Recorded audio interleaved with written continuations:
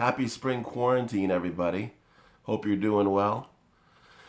Shawn Furey here. Just want to tell you a little tale of something I experienced, and hopefully you can apply it in your own life or your work and help improve your stay-at-home experience.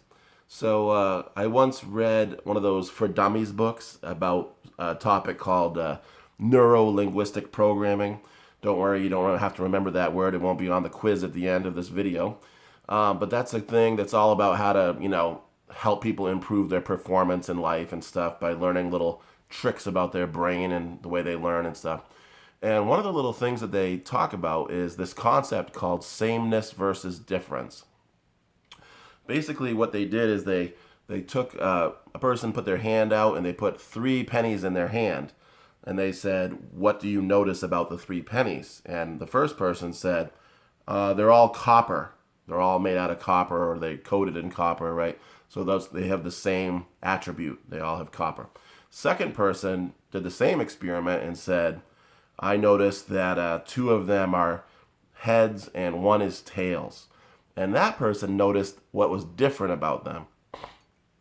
Now, what that little experiment does is it helps you to understand that some people are looking at day-to-day events with the perspective of how they're similar and to another event, and or how one person is similar to another person.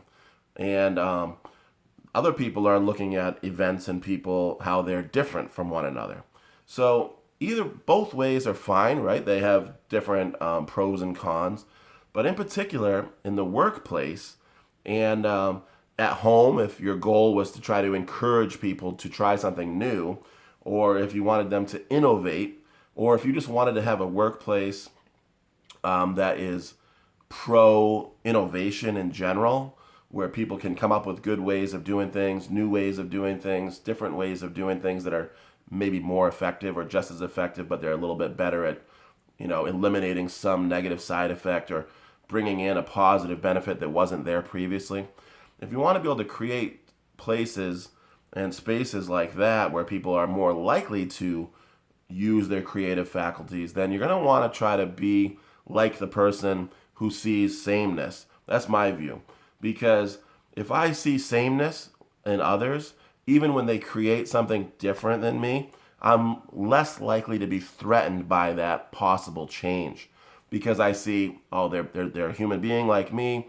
We both have a similar history, or we like the same kind of car, or we had both like the same baseball team, or we both work for the same company, and that person is trying to create something really cool, awesome.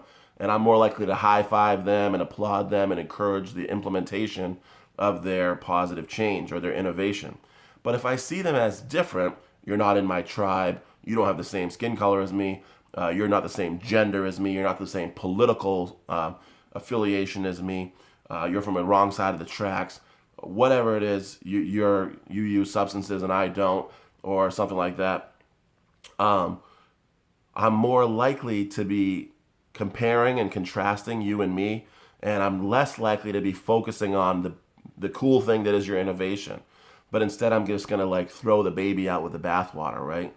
Throw away the innovation because I don't like you for whatever reason I think I found that we're different for some reason. So sameness versus difference, I think this can help workplaces and even, really any place where people gather. If you want to encourage people to do their best and come up with really positive solutions to a common problem that each of us might face, then it will be important to be able to overlook those differences and focus on the similarities that we have in common. All right, so I hope you can apply that. I think the benefit would be that people are more likely to be creative, innovative, come up with cool solutions, practices, and policies, and morale in general will go up amongst the coworkers or the people involved, and that will also help you to be more likely to build people up instead of tearing them down, right? So you'll be building morale instead of destroying it in the people you work with or in the people you spend time with. All right, I hope you have a great day. Stay safe during this quarantine, and we'll talk to you again soon, hopefully. Take care.